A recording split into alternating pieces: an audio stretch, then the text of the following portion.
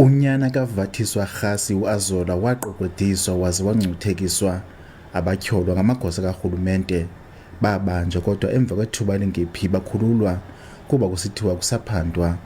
Umama kaAzola uthi ucela nje oku kwamathambo akhe khona ukuze akwazi ukumngcwaba. Kuba babethe bambeke phaa esithubeni umntana. Icase ayihambeli ndawo, andiyazi noba kwenzekani, umntana andikamfumani kodwa bona bayaphangela kunanamhlanje. Andazi into. So into endiyifunayo, ndifuna umntanam kwabafana babini. Mithathu ngoku iminyaka umama uKgasi esentlungwini ungazi nokuba makazilele unyana wakhe okanye hayi. Uphando lume endaweni enye. Akukho mkhonda caca into enaqha ndihleli kabuhlungu qha akulaleki umntana makekho iminyaka. Ngaske noko umntanakho umngcwabe bhetele, umazi bubhubhile umngcwabe endaweni yoba umntana ungamazi nobuphi.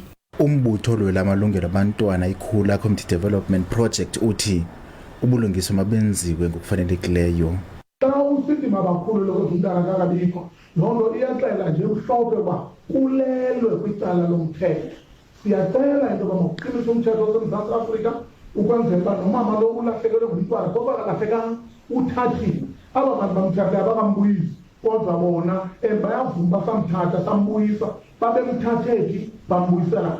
I-NPA ivumile ukuba ngenene ityala lakhutshwa kuluhlu lwamatyala bakhangela ubungqina buthe vetshe. Eli tyala laye lakhutshwa kuluhlu lwamatyala okwangoku kuba laye lathi nxa lifakwa ematyaleni kwafumaniseka ukuba kufuneka libane limiswa kuba uphando lingekagqitywa.